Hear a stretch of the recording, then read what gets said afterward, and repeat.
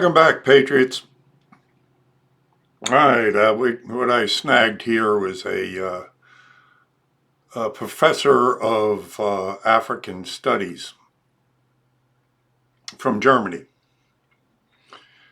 And I really kind of screwed this one up a bit because I got excuses, I guess. It was late on the third day and not as sharp as I should have been, but I recently finished reading the book, The Killing of Uncle Sam, which went into a great deal on the African continent and Cecil Rhodes. And I really didn't reference that at all when I was speaking to her, but I'm sure something in the back of my mind had it going on. And I should have with her, but if there's any one thing I hope I did hit on her with is, and again, it's always amazes me how just boxed a lot of academics are, and not knowing some of the most powerful and influential groups that influence us in geopolitics. So I did turn her on to the Bilderberg group, and hopefully she looks at that, and from there I'll maybe gain some more insight. Because when I run into professors like this, I figure, hey, look, they're influencing the kids, and if I can influence them and maybe knock them into another direction a little bit, who knows? Who knows? Do what I can out there. And if you'd like to help me do what I can, then, help me out. Hit the like button, hit the bell button, hit the subscribe button, hit the subscribe button again. And then if you can, support me. You can go to badassunclesam.com and become a patron, or hit the PayPal button and, go to PayPal, and you get in the description there and make a regular contribution or a one-time contribution. But I really like it when you go get one of my designs. So hit the shop button and get a design. So anyway, let's get to this video. And again, if you like it, you like it. Remember, it's a spiritual battle we're fighting in a material plane. And I'm out there fighting with the materials that you give me. So God bless you, and let's go. That's an interesting field. Why did you pick that field? It somehow all came together, and I somehow ended up there for some reason or other. I actually studied something completely different, and then it just fell into place. So have you made many trips to Africa? Yes, I've lived there. I'm married to an African, so all of that. Yeah, well, interesting. Of course, Africa is a very interesting continent. I mean, it's arguably the richest, when it comes to resources. Yes, definitely. That's why a lot of people fight over it, yes. Manipulate the governments there and everything else that goes on. Chinese investing a lot. Yes, indeed. I know that China is investing an awful lot there, which is causing, I think, a bit of a row on the geopolitical stage. But it seems that the African people are the ones that suffer the most. They're not gaining from any of the... Well, in short term they gain. Long term, I'm not sure how it all pans out, because once the Chinese want to have their credits back, then their loans back and their investment back, then things might become difficult. For now, they're benefiting a lot because they get streets, they get bridges, they get infrastructure, they get harbors, they get all they need, actually. Really? And the Chinese don't ask for human rights or anything, so they just go there and do their thing. Which African countries are benefiting the most right now? I don't know, Kenya, Mozambique, Angola, many of those actually. And I hear that places like the Congo are really suffering, though. I mean, from that. I don't know. No? whether the Chinese really go there so much. It's quite war-torn at the moment. With a continued war that's going on. It's really bad there. I don't think anyone goes there by their own free will at the moment, but yeah. How about it seems like, especially in Europe, Germany, the big influx of immigrations from, Africa coming up to Europe seems to be causing quite a bit of problems. I don't think there's more influx than there used to be, really. I think it's a lot of media things. So I think the influx has been constant. And also due to the colonies, there's always been an exchange of people also. Like in France, there's like many neighborhoods that are full of African people because of history, It's always but that like doesn't square with a lot of what's being reported. Yeah, I think it's over-reported. It's not really that I mean, I've talked to other,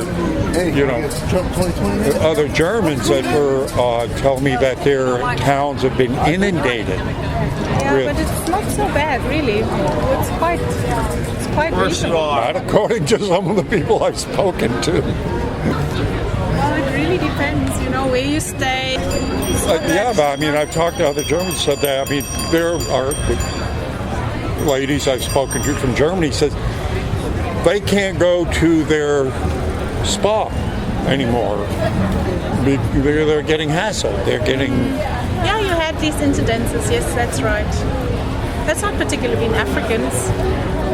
No, they say it's... No, it's Muslims that were... they're Muslims too, but aren't... have to learn first about our culture and our habits and how we deal with freedom and that kind of thing. So it could take a while till they adjust and learn it. They don't seem to want to adjust. They seem to want to take over. No. No? They don't want to take over. No. They want to get away from war. No, I'm the mullahs the way I listen to, the ones, I mean, in their own words, have said, we are going to outbreed you. And then you have the no-go zones where they are initiating Sharia law. In Europe? Absolutely. That's really not true. Well, I mean, either my eyes are lying to me. That's not true. Then my eyes are lying to me? Because I've seen the journalist. I've seen the films where they try to go into these neighborhoods and the journalists are being attacked by the Muslims in Germany. I've seen this. They're rather attacked by the Nazis for trying to report on the Nazi uprising. No, I'm telling you, I have seen, and you can see them too. They're not hidden, they're on the internet. But this is not widespread, really not.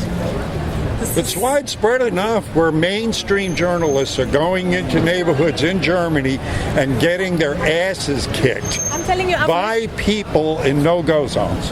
There's no such... No, it's not like here, you have no-go zones in America where you don't go. Where there's gangs and all of that. You don't get that in Germany, no. Really not. I've lived in one of these areas. Are you familiar with Tommy Robinson? No, who's that? He speaks a great deal about what I'm just talking about, how he started out in the city of Luton in England, noticing how his neighbor was getting taken over by sudden influx of the Muslims and people from Africa, and in his city and his country, and Europe. And the more he spoke out about it, the more they clamped down on it, to the point... Who's they? The Who government. clamped down? The government. Really? And he's British? Yes. Okay. They would try, because he was speaking from the street. He was reporting from the street. He'd go into the no-go zones and he'd wind up getting attacked, and he'd have it on film. And so he'd be reporting on the Muslim group rape rings and the sex grooming rings and all the things that the government wasn't reporting on. So they started making up charges on him. They throw him in jail. They took him off of all the social networks. Okay. Basically, tried to shut up his mouth. Yeah, so to say. non-person him. There was even one politician that tried to bar him going to public places. Okay. They wouldn't allow him to come into our country to speak to our Congress. Mm-hmm. So this man is speaking truth to power, doing the things that I'm telling you that you say doesn't exist, and he's showing it does exist. This is happening. They're bringing in Sharia law. They're talking about taking us over. They're not talking about assimilating. They're saying we're going to take over. I'm sure there's some weirdos who say that, yes. I'm sure there is. But I'm telling you, it's not the majority of people. The majority is fleeing from war, where they cannot live anymore. Yeah, but that may be true. But also, we create those wars. That's another thing about the whole geopolitical system. Who sells them the weapons? Who creates the wars? As we brought up, Africa being rich in resources, well, we're fighting over those resources. So we create the problems. We create the wars, come in there as the saviors, take all the resources, leave those people to starve to death. So, and then they flee up to Europe, and then they come up, they break down your culture, and then the same thing happens there. They can come in as the saviors, put us all down to the lowest common denominator, put us in little city-states, and say, we now control. So, it is a plan. I don't think so. Really not. No, I would beg to differ. People coming from Syria is far too diverse. Are you familiar with groups like the Bilderberg Group? No. I would beg you to then go ahead and look into them. How do you spell it? Bilderberg? Bilderberg. Bilderberg. Okay. Yeah. Never heard of it. Started in 1954. The Bilderberg at the Bilderberg Hotel, that's what they call it. The top 120 of Western civilization movers and shakers, industrialists, government people meet in secret 4 days a year. Different secret locations. No wonder that I don't know if it's a secret. Well, it's out now. I mean, after a while, you can't hide these things forever. Every fourth year, they meet in North America. It's where Obama and Clinton went when they were running, and that's what they said, all right, you're going to be president, you'll be Secretary of State. They pick who's going to be president, who's going to be this, where the wars are started, what resources you can steal, what people are going to be controlled. It's called the Bilderberg Group, just like it sounds, Bilderger. I'll look it up. Sounds very scary if that would be true. But this is very scary. When I'm talking about our world governments, when I'm talking about our plans to control the world, it's always existed. I mean, Hitler himself wanted to do it. So other groups, and these same people that put Hitler in power are the same people that are doing this today. They didn't go away. We didn't defeat them. We defeated Hitler. They stayed around. The Krumps didn't go anywhere. The Rothschilds didn't go anywhere. We didn't put them in jail. But they funded Hitler. Get a picture of this is Trump here. These are the same people doing that today. 100 years later. How so? Oh, this plan goes on for hundreds of years. Read Carol Quigley, Professor Carol Quigley, who is Bill Clinton's mentor. He wrote Tragedy and Hope. Tragedy and Hope is the blueprint for world domination. It explains in 1,500 pages in vivid detail how the elites plan to take over this world and form a one-world government. How can they take over the world if they already own it, the elites? If it's already in their hands. They're not in full control yet. They are trying to but they understand what they're trying to do. The end game of this is this. And this is scary. You want to talk about scary? This is scary. To reduce the world's population by 97% by the year 2030. You have to press the button. No, I don't even have to do that. There's many ways. One of the ways to be doing it would be a pandemic, which would be a great way. They have the weaponized viruses. They have these things. One of the reasons that they're allowing the immigrants to come in unchecked, like we have here, we're getting diseases now in this country we haven't seen for over 100 years, because people are coming up through the border unchecked without being, quarantined or looked at, and they're spreading diseases we haven't seen in over 100 years. Yeah, and also because the internet tells lies about things that measles are dangerous for if you have vaccinations. So the Border Patrol agents I'm speaking to, the nurses that I'm speaking to here, right here, are lying to me? No, I'm saying that they're not the internet. People that don't vaccinate their children, that's why you have illnesses that has long been the died vaccinations out. Themselves are causing these things. I'm not so sure. Come on, guys. I'm not so sure.